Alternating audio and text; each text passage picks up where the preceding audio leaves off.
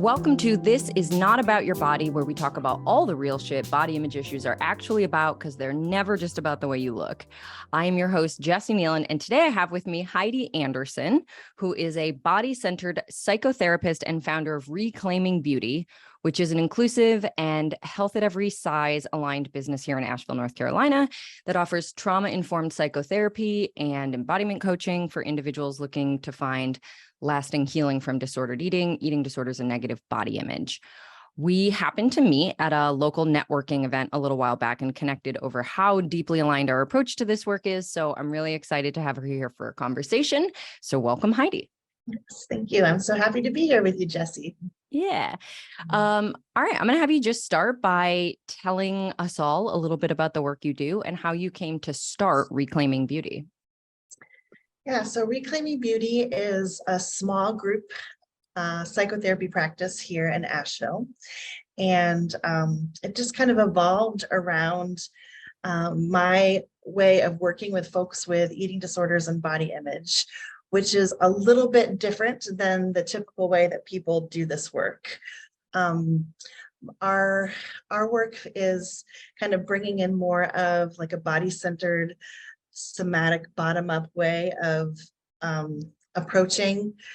My thought has been, how do we change our relationship with our body if we're not actually getting in the body to do that? So, but embodiment feels like a really important part of the process. Yeah. Can you just give a little definition of a somatic body-based approach to this work? What does that mean exactly? Yeah. So we are really interested in, what is the body saying about a person's relationship with food? Mm-hmm. And we listen to the body through the lens of the nervous system. So the language of the body is both sensory and also the nervous system. And so we're trying to help folks, rather than think through feeling better about their body or having a better relationship with their food, embody an experience of coming into their body and whatever. I mean, it can be really scary to come into the body. So doing that in a gentle way. Yeah. Love that. What have you seen in the difference in this approach, like compared to a program or a therapy where people are trying to mostly work on mindset or like change their thoughts about body image or food, compared to what you're doing? Yeah, so that's where the kind of top-down, bottom-up metaphor I think is really interesting. So top-down, right, it's going to be changing the thoughts, but the root doesn't necessarily get looked at and addressed. Mm-hmm. And so what I find is that more transformation can happen that feels more lasting, right? I think with folks with eating disorders, disordered eating, body image, it can feel like something that goes on and on and on. And part of the reason I think, well, there's lots of reasons for that. But one of the reasons for me in my experience is that the body isn't really brought into the conversation, because it's more like, how do you think about your body rather than what is your body saying about your lived experience? Yeah, absolutely. Okay, so I'm going to have you tell us about the book you wrote, Reclaiming Beauty. What is it about and what led you to write it? Yeah, so Reclaiming Beauty is about helping people kind of shift their relationship with their bodies from a self-critical place to a more self-compassionate place. And I'm a big fan of wisdom decks and imagery and symbols. And so I worked with a friend of mine from California. Her name is Leah Joy, and she created art around these different concepts that I kind of felt like were the themes that I saw with folks with body image issues. Mm-hmm.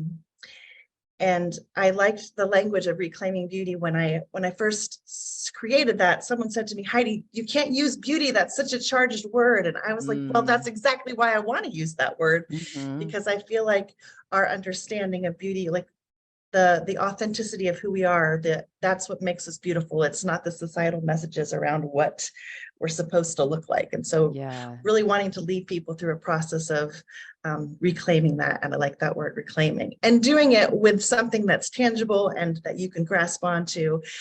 So that's where the cards come in. So I kind of broke up the cards. There's 50 cards. I wrote 250 words about each of them, really as an offering, a jumping off point for people, not like this is the expert thought on this card, but here's what I think about this card. What do you think about this card?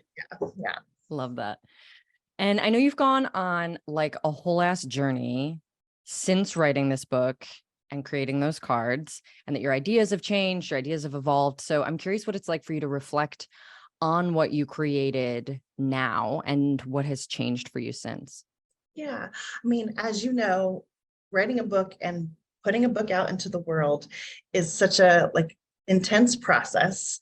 And it's really interesting for me because my book came out 10 years ago. And in the Mhm. last 10 years, like the layers of understanding around what creates challenges with body image have just gotten more and more Yeah. deep for me. So the book doesn't really include anything about health at every size, which was kind of my first dive into some new information. And then Mhm. it doesn't include a lot about embodiment, which is then my Mm. second dive. And then the last couple of years, I have really gotten into trying to understand the context of what makes people vulnerable around, all the liberatory frameworks and the different isms that create this focus on our bodies as a place where we're trying to access power and privilege. So Mhm. my book, which I still think is a beautiful offering, Yeah. doesn't have a lot of these different layers. And then also I wrote it. So I was getting divorced. I was writing on the weekends when my son was off with his dad. Like I was writing as if my life depended on it because it did at the moment. Yeah. Um, and and I wrote it from the perspective of, my identities, which is like a cisgender, middle-aged white woman who at the time was straight sized, Mm. but had been small fat and then straight sized. So with lots and lots of privilege. So it was kind of an interesting thing to kind of look back as like the images are not they don't have a lot of representation to Mhm. them, like not even of size. Huh. So I don't like to kind of promote the book as much now because I feel like it's missing. Representation is so important. Although sometimes people are like, Heidi, you should do an expansion pack. Ooh, There yeah. needs to be more people of color. There needs to be more Yeah. gender identities, um, more ages, more people of size, different varieties. Mhm. So that's, I think, what would represent the full picture of what I was trying to convey with Reclaiming Beauty. Yeah. Yeah. So tell me a little bit about what influenced these changes to you. Like what led you down the path to the liberation frameworks and that kind of understanding of the role that power and privilege play in body image. Yeah. So I was trying to put my ideas together in a way that my professional organization would be like, yay, this is so exciting and we want you to present. And so I kept submitting proposals. And finally, in 2020, I finally had the proposal that I was like, this is it. And in that proposal, I'm talking about beauty, image, and embodiment. Mm. So talking about beauty from the lens of like, literally, it was just one line, like, we can be impacted by sizeism and racism. And like, it was Uh-huh. one line in one slide. Um, and and then a bunch about the embodiment and then about how people can work with images. And this presentation was accepted and I was so excited about it. And then, it was 2020. So it went from an in-person presentation to an online. And the day that I was supposed to record my presentation, it was the week that George Floyd was murdered. And I was so Mm. distraught. I mean, I know that a lot of people woke up and then went back to sleep, but that woke me up. And I Mhm. feel like it kind of put me on a journey of really trying to understand like this one slide where I'm talking about racism and sexism and Yeah. is actually such a bigger crux of people's challenges with embodiment. And so that kind of led me on a journey. I eventually did do the presentation and there was a person of color that was like, yeah, this is all good, but not, only for white people. And that was like, okay, Whoa, oh, yeah. yeah. And I'm so grateful for that person. So that led me Yeah. on some consultation and like trying to find out like who's talking about these things. And there's so many people that are talking Yeah, about yeah. this. Yeah. Oh man. Okay. So that has to have been like, I also feel so grateful for that person for speaking up because of course they didn't need to, right? They could have just left and been like, yeah, like, all right. But that has to have been such an intense moment for you. I think maybe you had already started to have the inkling that that was going to be the case, but how did that feel? that first moment? Yeah, I mean, it definitely felt, it was painful in a way where it's like, by not including something, you're causing harm. And it's that whole intention versus impact, right? Like I had Mhm. no intention in causing harm. In fact, I thought my ideas were kind of brilliant. Sure. It's just that it was coming from this, it was coming from my lens. And Right. when we're talking about like body image issues and eating disorders, frankly, like the all of the isms that are layered around it is really important. And if you don't have that Mm, context, that's another thing that makes it so healing doesn't ever truly happen, because the right. big picture isn't being named. So, I mean, I felt a lot of shame in that moment, and it was shame that didn't collapse me. It was shame that really mobilized me around like, okay, how do I get Yeah. in better alignment? Where do I reach for learning? Who knows this information, because it feels really important to me. Yeah. Yeah. So that leads me directly into one of the coolest things about our conversation when we first met up was hearing about how you are leaving one of your credentials at the credentialing board to be a certified eating disorder specialist is something Yes. that you are going to actually leave because they Yeah, haven't spoken out about the new guidelines for kids to lose weight. So, that's right. first of all, I just think this is so powerful for people to hear about because most people think of these credentialing boards as like neutral and objective and all of that kind of thing. So, can you tell me a little bit more about your decision to leave, and also about those guidelines that they haven't spoken out about? Yeah, so in January, the American Academy of Pediatrics um, put out a statement that, in their opinion, they felt like it was safe to offer weight loss surgery and weight loss medications to kids age 12 and older. Now, I have been working in the field of eating disorders for the last almost 20 years, and to me, that was horrifying, Yeah. because it's basically it's basically telling kids, hey, you are in a body that has judgment.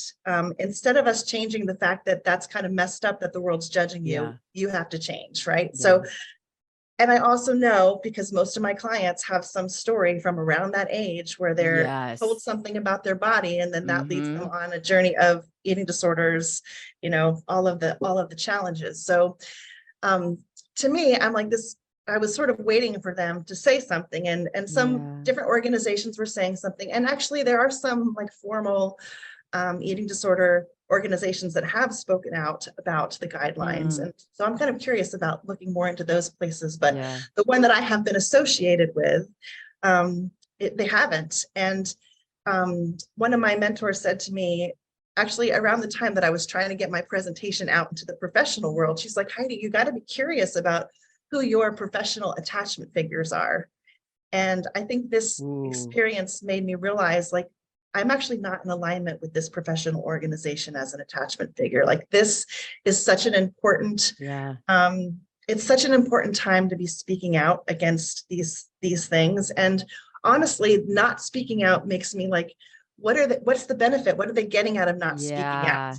And then, I mean, I'm not like, I don't know, I don't get super conspiracy theory, but part of me Sure. is like, something doesn't feel right in my gut around Yeah. it. And, this past year, I have been deep dived in with the work of the Center for Body Trust. So Hillary and Dana are these two women in Portland, Oregon, that have created this whole organization that's bringing together different people of different abilities, intersections, talking about body image and eating disorders from the lens of all these different lived experiences. So I've been like, because I had a place where I know this is feels like Yeah. where I belong, was easier for me to let go of my the other credential, right? So, Yeah. and I also feel like the more people that are just kind of trying to have the credential, it's kind of buying into a system that doesn't necessarily serve people. Yeah. So yeah, I don't know, that's was my decision-making process. Yeah. So you're moving toward, will you have like a similar credential on the other side of the body trust stuff? Well, it's different because they're so accessible, right? Like, Yeah. there's all these financial things you have to do in order to maintain this credential with certified eating disorder specialist. I am gonna become a certified body trust provider, and it's totally out of alignment of what I believe is what helps people. There's not like, lifetime dues. It's just basically like you write a little essay about why you Ah, feel like you align. So it's also set up very non-hierarchical, which also feels way more in alignment. Yeah.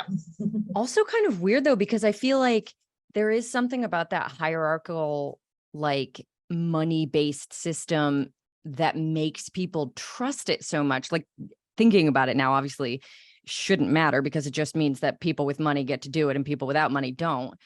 But there is something to that, like where people place their trust. If you're in one of those credentialed boards with all the dues and all the everything, compared to like, I wrote an essay and I'm aligned with it, I could totally see some people being like, oh, then you don't have the, the official training and letters and whatever that I'm looking for. Yeah.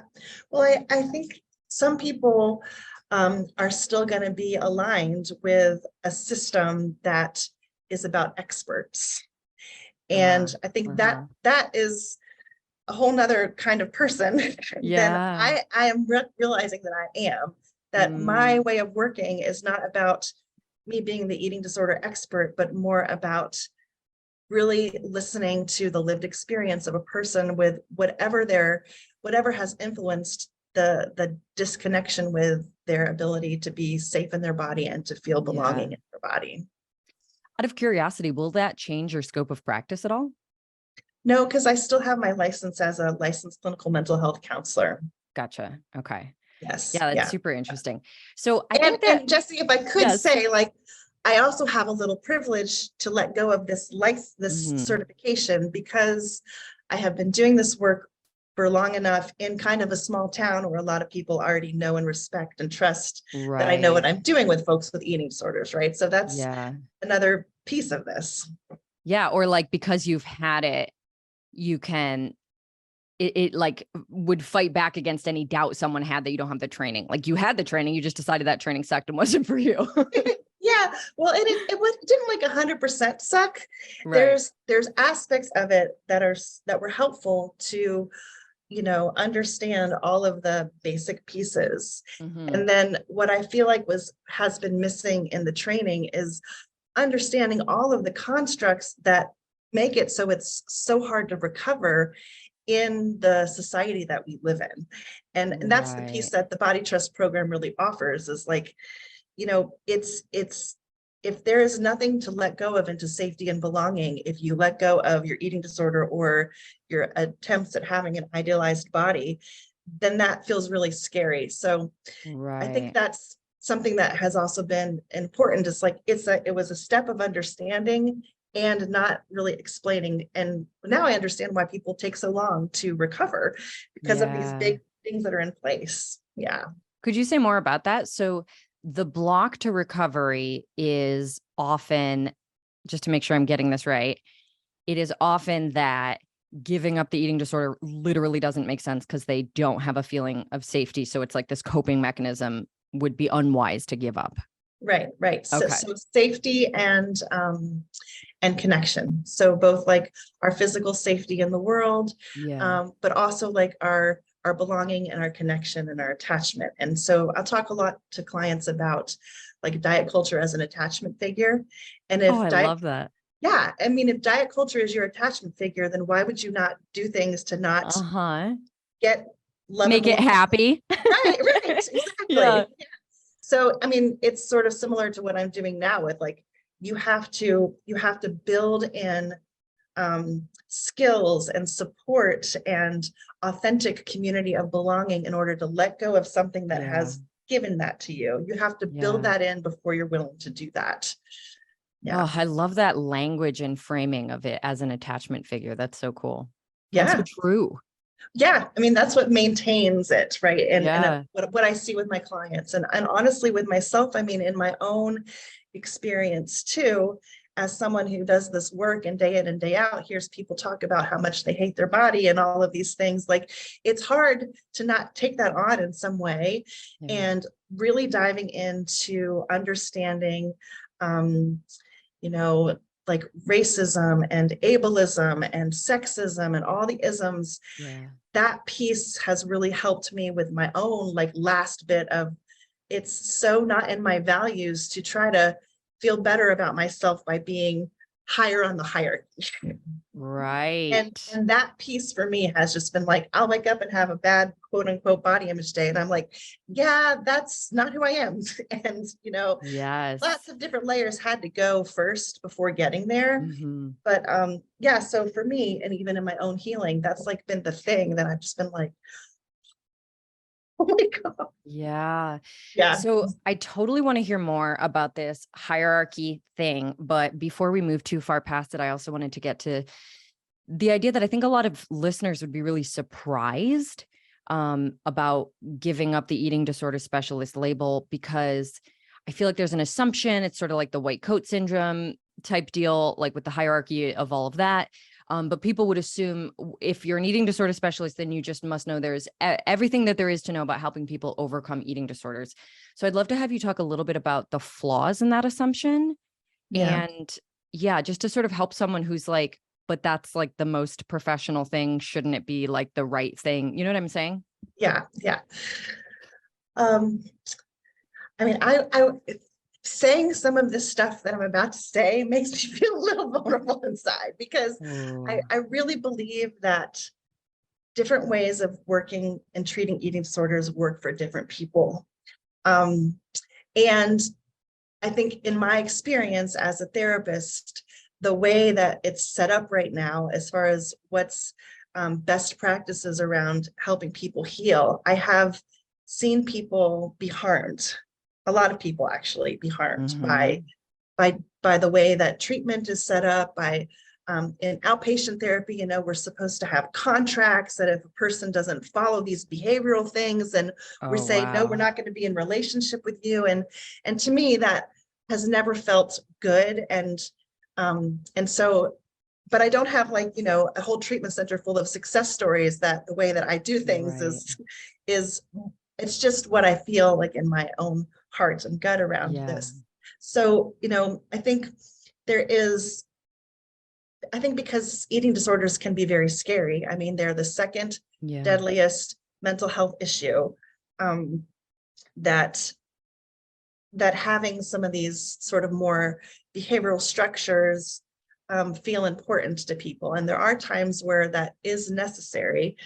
And I think for me, the eating disorder is telling us about a person's sense of safety in the world and their trauma history, about a person's like what the conditions of attachment were for them to get love and Yeah. belonging, and telling us about their sensory system and like what's happening from a sensory processing place. And if we are just trying to get rid of the eating disorder, then we're not really listening to what the deeper Yeah. things that are happening for a person that's making them hold on to the eating disorder as a protective mechanism. Of course. And and this has been inspired by the work of Rachel Lewis Marlowe, who created embodied recovery for eating disorders. It's like recovery is an additive process. It's not necessarily going to help us to heal by just taking away the eating disorder. We have to really understand the Yeah. function there with trauma detachment and sensory processing, and then Yeah. start to add things in order for people to let go and Yeah. move into a For different it to way no of. longer be necessary. Exactly. Yes. Yeah. Yeah. Yeah.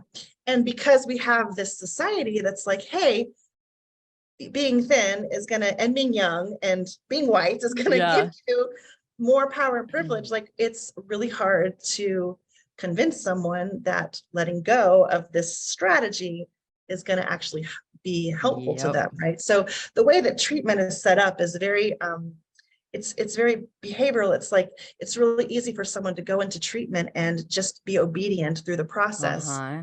but then or people please, and then come out at Yeah. the other side and be like, I'm going to do what I want. you know? Yes. And I've had a lot of clients who report things like, inpatient treatment, recovery programs, and that kind of thing, where they just got their bodies up to a certain weight and were let go and almost had like no interaction in the mental health component of it. Yeah. Yeah.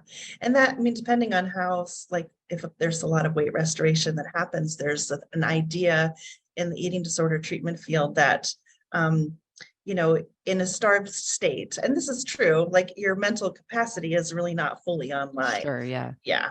Yeah. Yeah. I've never heard the thing about the contracts. Like, it sounds so freaking threatening, especially in light of everything else you're saying, to be like, and coercive, to be like, I won't be your therapist anymore if you screw this up. Like, it just is, you're right. It's asking for obedience rather than building a relationship. I could just see that doing so much harm. It makes a lot of sense that would not sit right. Yeah. Yeah. And like, that's the way that with that credential that you're trained on how to help people navigate like the levels of care and outpatient. If they can't follow the outpatient contract, then they go right. It just doesn't, healing doesn't work that way in my opinion. Makes sense. Okay. So going back, you have mentioned that you used to feel like you wanted to feel better in your body so that you could feel better than other people. And I personally totally relate to that. This is that hierarchy thing. I think a lot of folks struggling with body image issues feel the same way, whether or not they're willing to label it that way, because I feel like it's one of those shamey things that like no one wants to admit to. Yes. My face is like totally red right now. Yes, mine too. I mean, but it really is ultimately, even if someone is unwilling to admit it, a huge component of body image issues is the desire to climb the social hierarchy. It's like the social climbing of our era, right? It's about marrying up in 2023, basically. It's so powerful. So talk a little bit about that and how that has shifted for you as you've done some of this more like white supremacy and liberation framework stuff. Yeah. Yeah. So it's a really vulnerable thing to say also. And I do think for me, like naming that was an important thing to be like, wow, this is so not who I am as a human. And this is what I'm engaging in. And the thing that woke me up to that piece was Aubrey Gordon wrote this essay where she talks about if you're not in a fat body, it's not internalized fat phobia that you have, it's internalized dominance. Whoa, I love Aubrey. I don't know if I've read that essay, but that line is intense. I know. I love her too. And I was just like, oh my God, that's such a painful thing to think about. Like, okay, right now in this moment, I'm struggling because I feel like I'm not going to be like higher on the hierarchy than this person. And and as you learn, like, as I was learning about my privileges, I have a lot of hierarchy. And so thinking that in order to feel better about myself, I have to be better than all these other people. That was like a big values no for me. Yes. Yeah. So I kind of immediately want to start adopting that language because it really is, it's so uncomfortable. It's so viscerally uncomfortable, but it does immediately show you that even though this is a very, personal issue for people, usually a very private issue, and they're thinking about it in terms of like their relationship with themselves, or if they are thinking about relationship with community, it's like, I just want people to like me. I don't want to be, judged or whatever.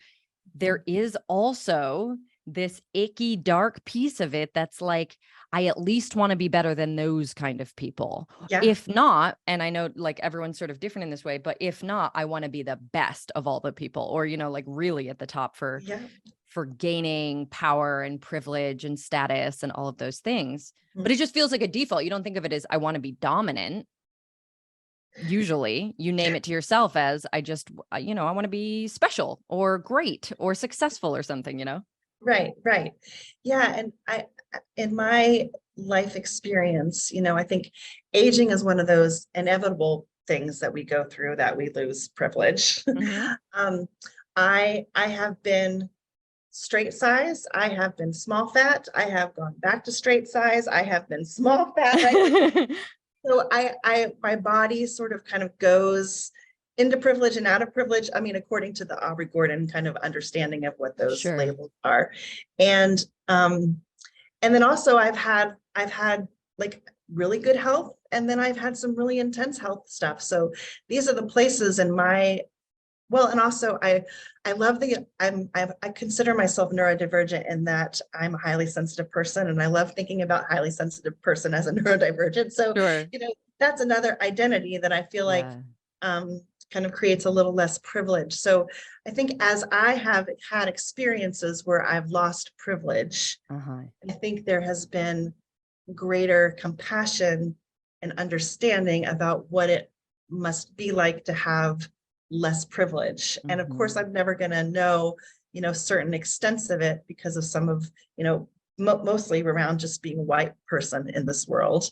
And I think that the losing of the privilege has opened up a lot of compassion in me that Yeah. has also really helped me have an authentic relationship with my relationship with food and my relationship Yeah. with my body.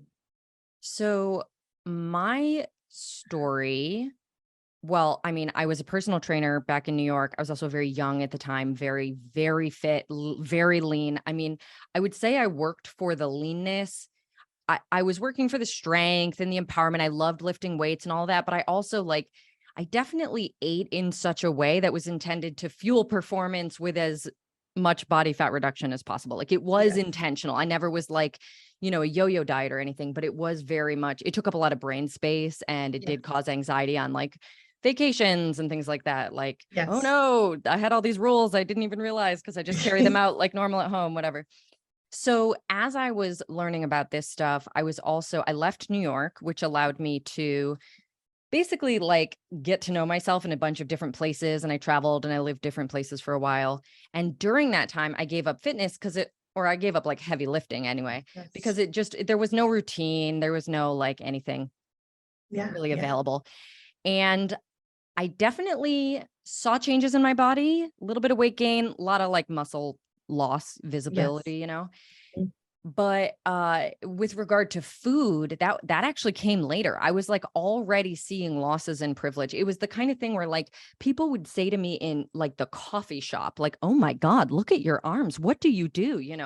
I felt Yeah. Yeah. so special, so at the top of the hierarchy for years. And it was Yes. just that subtle shift of that kind of disappeared. And even though I still fit almost every box, that I had, it no longer caught people's attention to this extreme extent, right? Yes. Yes. And then as I gave up a lot of my food rules, which had to take a little longer because giving up fitness was a matter of practicality, giving up the food rules was a matter of conscious and intentional work. Yes. As I did that and the changes became even more visible. I feel like I had been so afraid of that. When I left New York and I started to see changes, I freaked out. I was like, oh my God, okay, I got to do some work around this. I got to do some work. It took a lot of energy, but actually as the process went on and I lost more privilege and went from super special girl to regular special girl, uh, whatever, super body privileged, but no longer, with this status. The further along that dip that I got, the better I felt.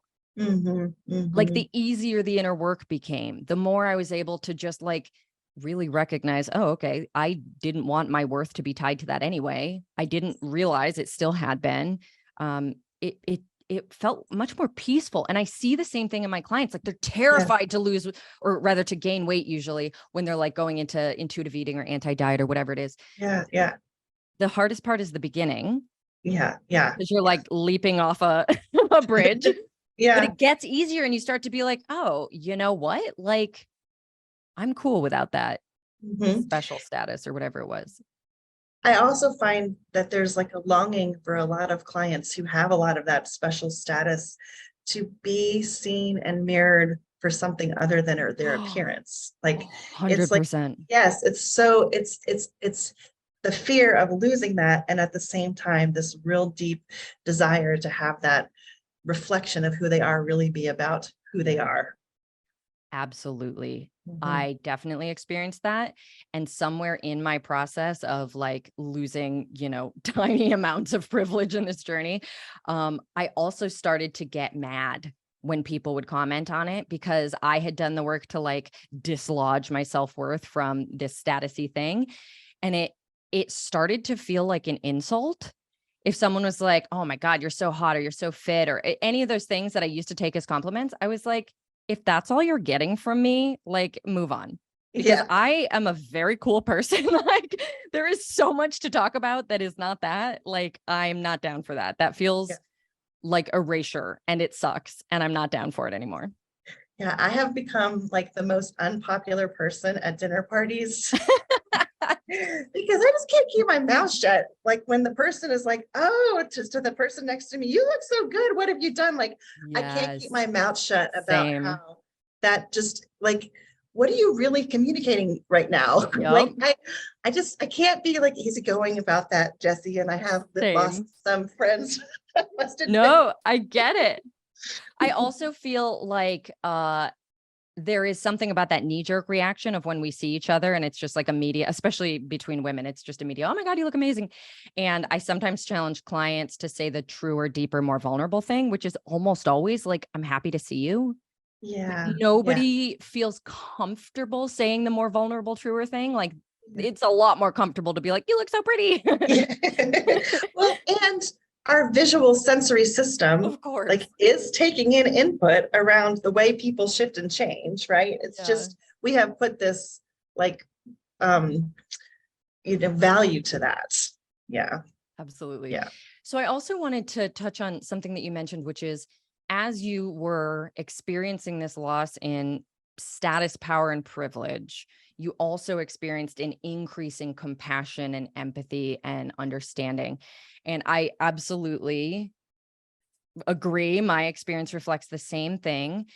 I know that I would not be able to do like this is such a, again, like a shamey, shitty thing to say, but I know I would not have been able to get into the anti-racism and liberation work that I did if I didn't have the experience of sexism as a woman, right? Like the only thing that really made it click for me was, well, I've experienced something somewhere that felt like shitty to me. I can just imagine, which is why I'm like, how do white men ever get to this? Like, I can't even imagine what their ins are, but it does. It makes you so much more compassionate. And I think just a better person. Yeah. Yeah. Yeah. When, in the summer of 2020, and of course, like all good white women, I got involved in a book club. And it was, other white women. And every time that we would talk about a concept, I would be like, yeah, but what about sizeism? What about racism? Like, I was like getting mad that that layer wasn't there. And then I'd be like, Heidi, that's not the point of what, but at the same time, it is a point because, it's intersectional that these things are, happening. So that for me was sexism, yes. And then sizeism and weightism, yes. And then when I sort of realized that I didn't have all the answers, that I needed to listen to as many people as possible who have diverse lived experiences of marginalized identities. Like that is part of body image healing work too.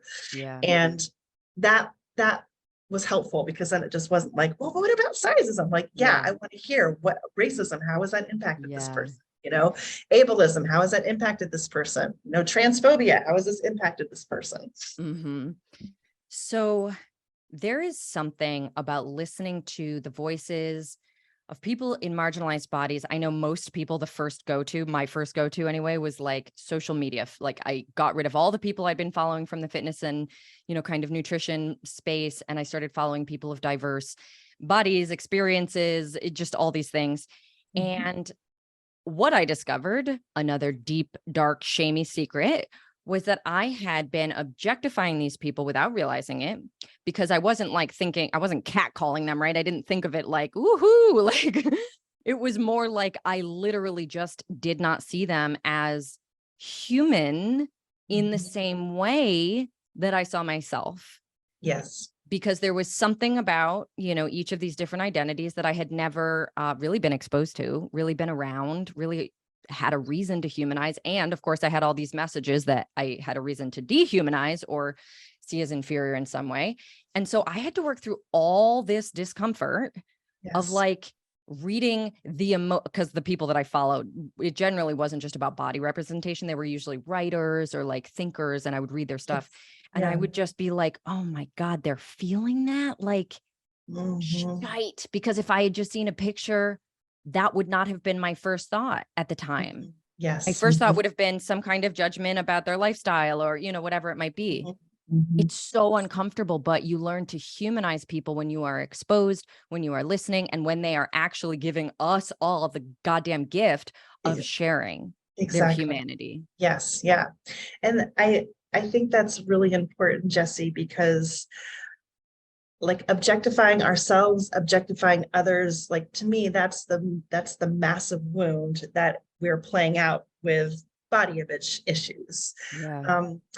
when we start to be able to relate to ourselves as human and others as human, I think that's where the healing happens. Yeah. And I love, Jean Kilburn, she's like old school in all of this work. And she has this quote about like, I'm not going to get it exactly correct, but like the first step in the able to be violent towards another is to see them as an object. Yes. Yes. I've heard that. Yes. And it's so true. Yeah. And I think like the first step to be violent towards ourselves is to see ourselves as an object. Oh. But then the path to healing then is to start to notice the ways that you're relating to people and the earth and everything as an object, and start to really kind of come into that like authentic human relationship with people and our bodies and ourselves. Yeah. And to me, ultimately, that's what reclaiming beauty is about. Yeah. Like the heart of it. Yeah. Yeah. And so there's something really interesting to me in that around the like social hierarchies and status, because obviously it is much easier to feel compassion for someone when you are thinking about their feelings rather than their body, which makes a lot of sense why it's so much easier to do harm when you've basically cut yourself off from that kind of thinking.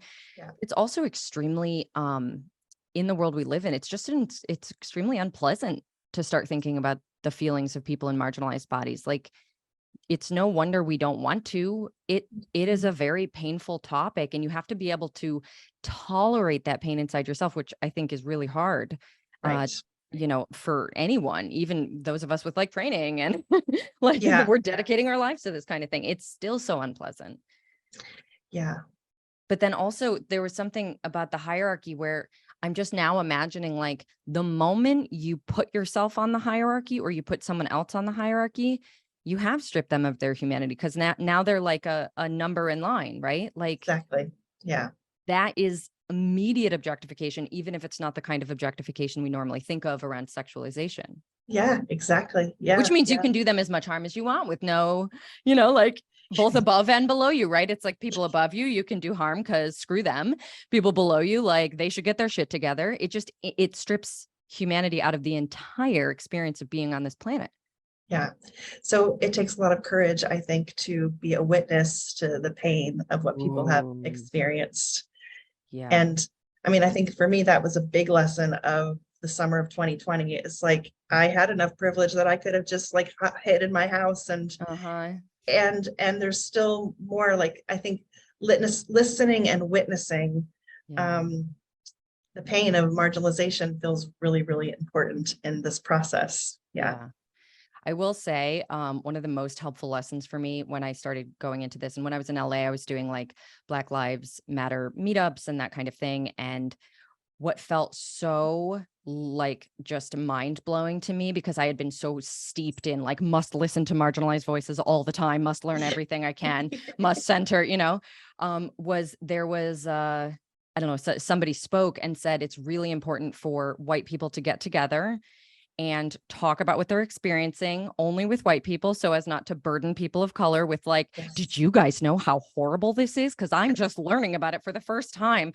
And so I would literally go to my white friends who were like steeped in the anti-racism space, who were generally further along than me. And I would bring them like the terrible devil's advocate thought that I was having, and I would be like, can you explain to me why it's not this? And then say the thought. And they were so patient and kind. And they would be like, sure, let's break it down. And we really need spaces, like listening to marginalized voices is so important.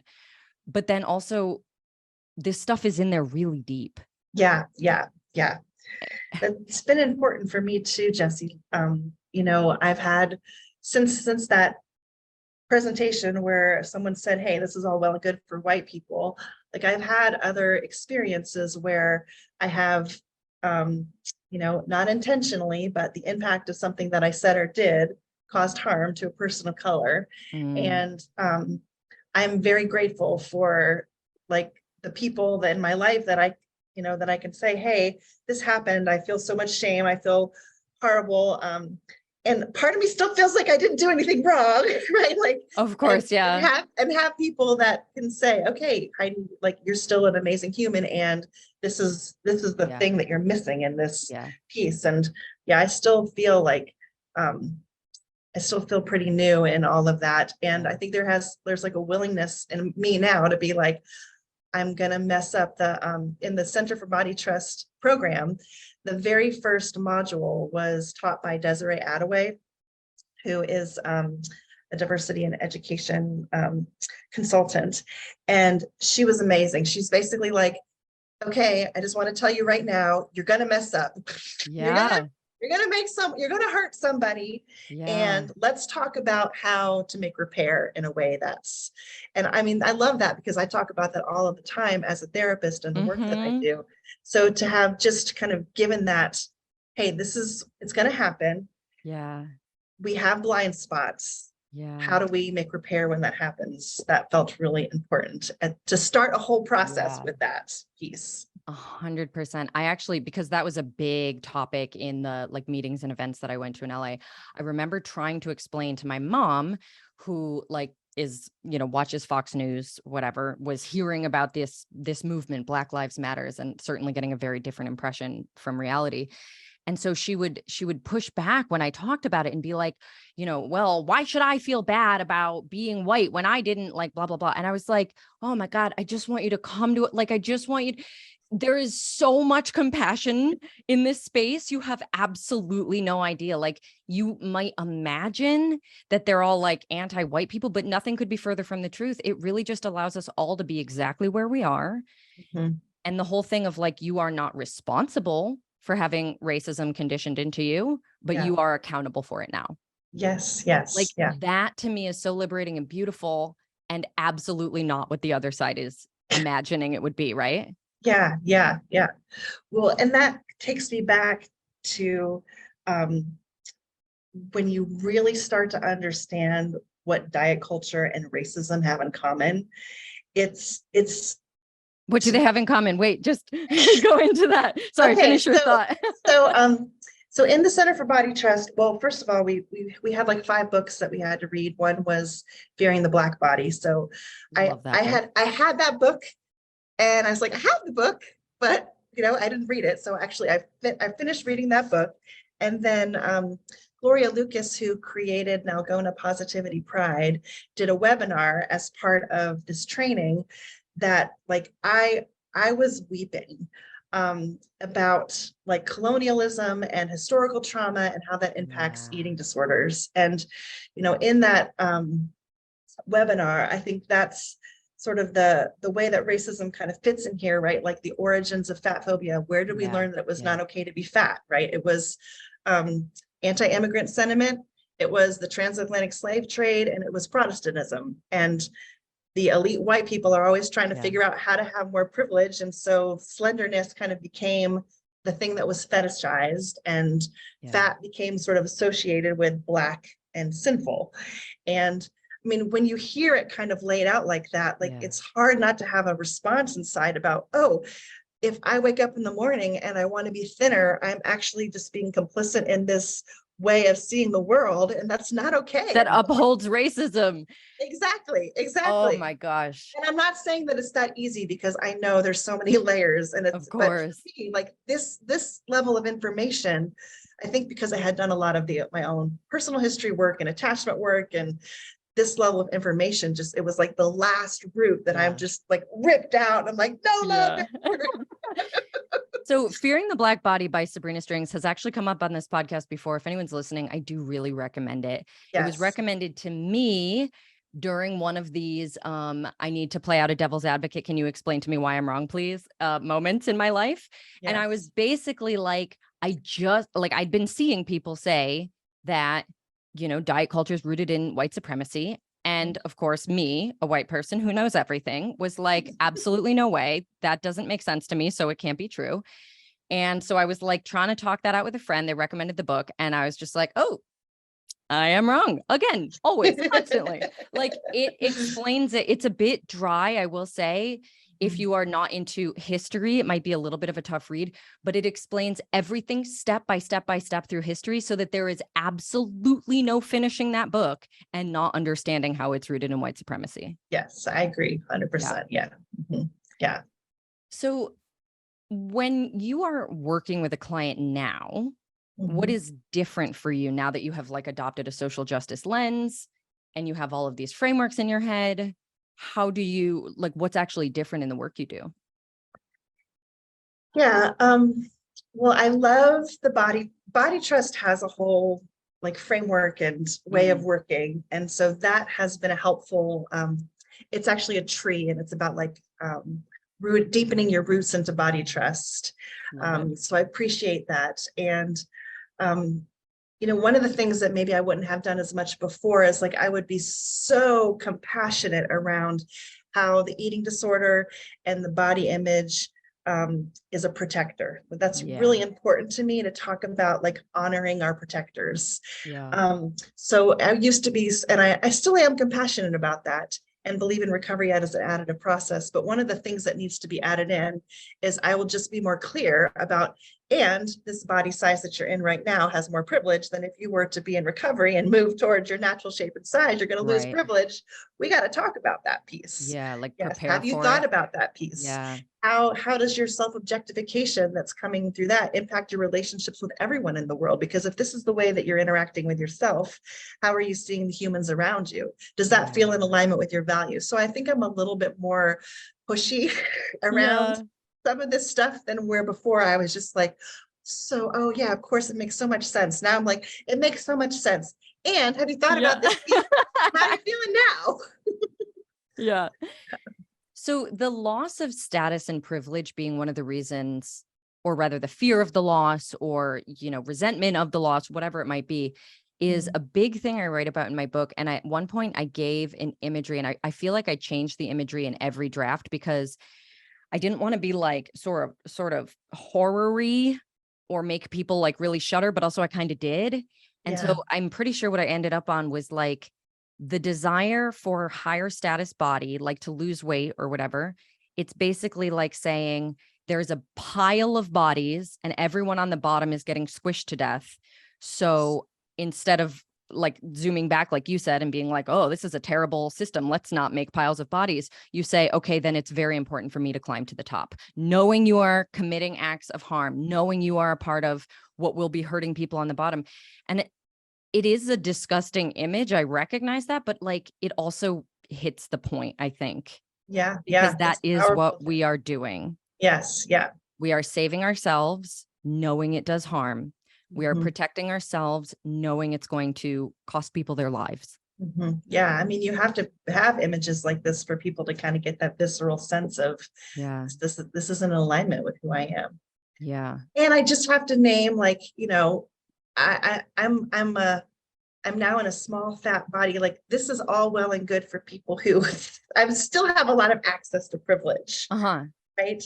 And and like being in a marginalized body does it you have less ability to be safe in the world, right? And I Yes. think that's something that I felt that I have really understood more and that I bring in more to the work for the folks that I work with that are in marginalized bodies, because actually I Yeah. really love with people, love working with people in larger bodies and kind of looking at this piece around, okay, so if you land in your identity, you actually are less safe Yeah. in a Yeah. society that has all of this judgment, right? Yes. And then if you have other intersections, like, you're a Black woman or you're, queer, like all of those Mhm. things, you do have less safety. And then what do you do then? And that's been Yeah. another piece that I think has been an important learning, right? Like I think Yeah. pre all of this, Heidi was like, oh, we just have to, feel a sense of belonging. But now I'm like, yeah, but for many identities, Yeah. it's not safe. Right. So the whole idea that I would say like body positivity really, when it went mainstream anyway, it became this individualistic thing, like almost Right. like pull yourself up by your bootstraps mentality around body image. Like you just need to overcome all of those lacks of safety and discrimination and things you have to face and just decide for yourself that you're good. But I feel like ultimately that only works for privileged people. That's right. And so it's one of many of the flaws in it and why I don't, teach body positivity. I do body neutrality. But also there's just something in that idea of like, when you're working with a person in a marginalized body, it's so tempting almost to reassure, right? Like, oh no, none of those bad things will happen. For me in a very privileged body, I know that I can never, would never, but like the temptation is there, right? I'm like, but you're so great. Like it's Yeah, tempting yeah, because you want people to feel good. You want the people you care about to feel safe and happy, but you cannot impact this. that's right. Right. You want people to feel hopeful. Yeah, And exactly. yes, Hopeful. yes, yeah. And then I think then when that comes up, it's how do you build resiliency to the system? Yes. And then how do you find safe places of belonging with either affinity groups Yes. or people that are open to listen around what your experience is? Mhm. Yeah, yeah. So what is the difference for you in working with a person in a very privileged body versus a person in a very marginalized body who wants the power and privilege and status, like it when that is the main thing that their body image or eating disorder stuff is sort of circling around? How is it different in the way that you work with them? Or is it different? I don't think it is different. And I think this is another place where I think that my number one value is body autonomy. And a person might have a whole plan around an eating disorder or other weight, manipulation tactics. Yeah. And I'm not going to make a contract with them and tell them to leave Right. my office. I'm going to be like, I'm going to really try to understand like what's motivating this and, help them kind of have informed consent around their Yeah. choices. So Yes. understand like what are the impact of making these choices. Um, Yeah. but at the end of the day, someone with a more marginalized identity with me, I don't feel like I can't say don't do something, right? Of It's like course. I don't understand fully a person's experience and their desire maybe for to have different kinds of safety or Yeah. different kinds of privilege. So I think it's not different in how I work with people. I really kind of try to put body autonomy first Yeah. and try to notice in myself when I want to get preachy around Oh, a sure, certain way sure. of doing, Yeah. right? And just come back to, okay, body autonomy, informed consent, Uh-huh. really understanding the context about what's making a person vulnerable to all of these things, helping them try to heal those things so that's less vulnerable. Yeah. But at the end of the day, right, like it's body autonomy is the thing that I think has got to be centered. Yeah. I feel very similar in my work, and I can't tell you how many conversations. I mean, obviously my clients come to me for body neutrality coaching, like they know Yeah. where they're trying to go. Yeah. But there have been so many conversations where I have straight up looked someone in the eye and given them permission to go on Ozempic, get a facelift, start a diet again, like whatever it might be, because there are no body neutral behaviors. There's Yeah. only the stripping away of the sort of unconscious, shamey thing that we've been talking about so that you can Yeah. make it, like you said, informed consent, a conscious Yeah. decision. But Yeah. also, like, for someone in a very privileged body making these decisions, it can align with their values. But more often, I would say, when we really get into that conversation, it won't. For someone in a Yes. marginalized body, it often, or I don't know if it's often, but more likely will it, because it's like, I have this career I'm going after. I don't want to face, the discrimination, or I have this thing that is the most important to me. And therefore this actually aligns with it. And I'm like, if we can get to that, Yeah. like you are a body neutral queen, like you're good, do Yeah. whatever the hell you want, right? Like, and Yeah. Yeah. honestly, do whatever you want anyway, but just having it come from that understanding of like, I am honoring my values with this. And I know it doesn't make me a better person or a more worthy person on the other side. It just makes me a person less likely to face discrimination. Yeah. It's so nuanced, Jesse. And I can tell that you and I both do this work on a Yeah. daily basis to kind of have all of these nuances. Yeah. Yeah, this comes back to me to like, what's your attachment figure and what are the Mm. conditions of belonging of your attachment figure? Oh, yeah. So if Yeah. your attachment figure is Hollywood, Yeah. it's a belonging, right? I do feel like I live in Asheville, North Carolina, which is a much, my sisters in Yeah. Yeah. Charlotte, they have different rules around how they need to have appearance to now negotiate their community, right? I Mm-hmm. intentionally chose a community where I could be less in how I present myself in those Yeah. ways Yeah. Yeah. because it feels better and more natural to me.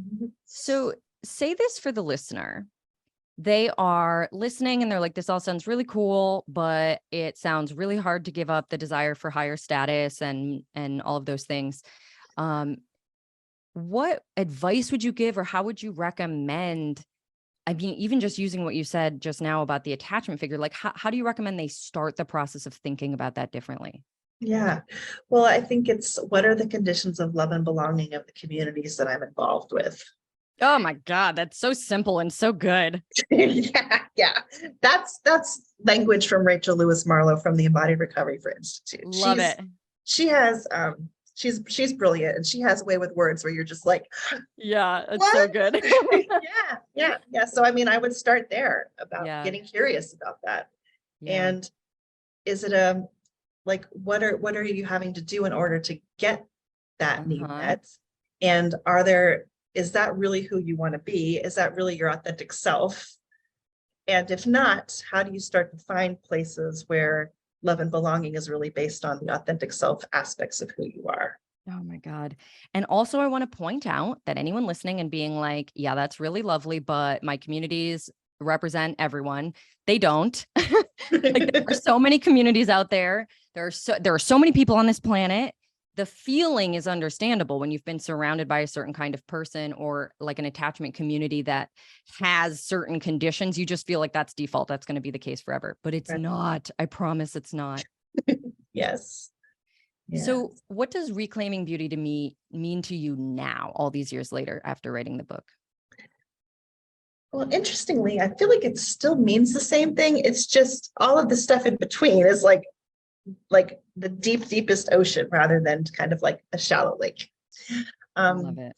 I mean, reclaiming beauty to me is like, beauty is not about the societal understanding about what we're supposed to look like in our appearance, but it's more about the qualities of who we are as a human that we have to offer ourselves and the world.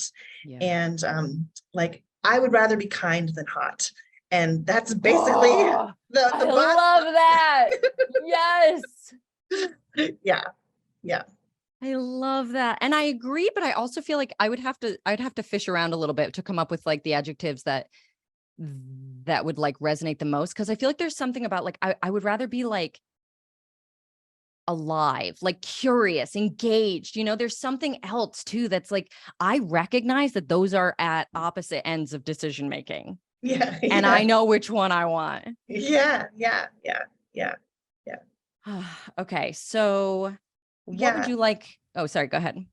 Well, I was just going to say the inspiration for reclaiming beauty came. I was at my first family weekend at an eating disorder treatment center where I worked, and one of the clients at the treatment center's father was Cherokee.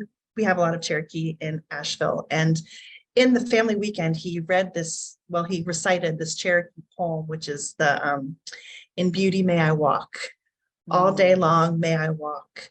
With beauty before me, may I walk. With beauty behind me, may I walk." And it goes on.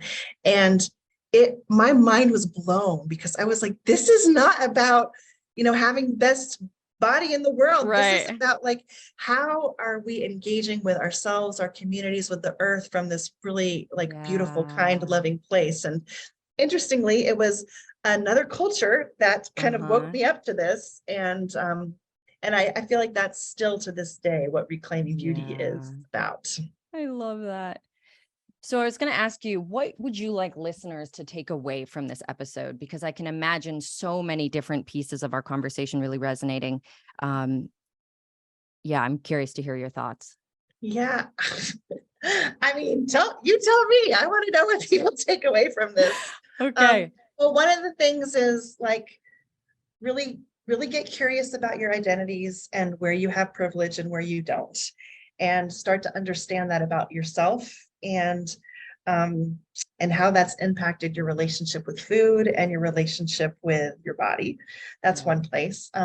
Really get curious about what are the conditions of attachment and love and belonging, and is that really in alignment with who you are, and where can you start finding that? Letting go of diet culture as an attachment figure is harder to do if we don't have another sense about who we are and where we feel that safety and connection. So starting to get curious about what that is. yeah, those are kind of the big pieces. Listen to people with marginalized identities, seek them out. Yeah. Check out the Body Trust program because it's amazing. Yeah. So many takeaways.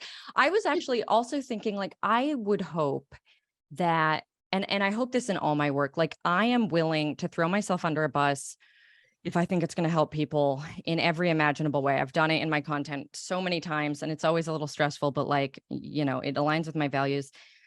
I would hope that listening to two people with as much privilege as you and I have talk about some of the like growing pains of moving into a place of anti-racism work and taking on a liberatory framework as opposed to the hierarchical framework and the status and power driven framework that we get as a default, like that will maybe help people feel less shame or less resistance inside themselves about doing that work and making mistakes or being wrong, because we need people who are willing to make mistakes and be wrong. We are going to make mistakes and be wrong. But like you said, like that's a part of the process.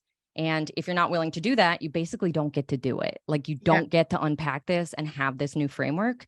So I just think I, for one, was very impacted by watching other people model this. And I would hope that that lands with people. Yeah, I love that.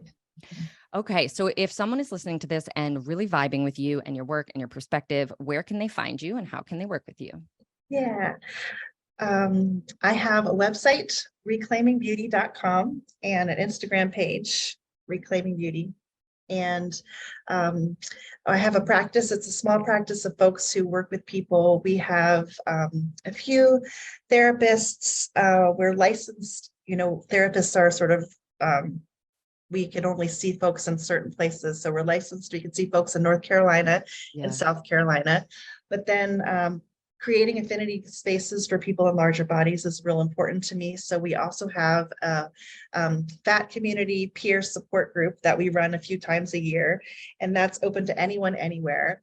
And then there's a woman in my practice, her name is Melanie Lasacco, who does embodiment coaching specifically for people in larger bodies. She is a somatic experiencing practitioner and is doing a lot of this bottom-up work and also the social justice context. And I learn a lot from her. She's amazing.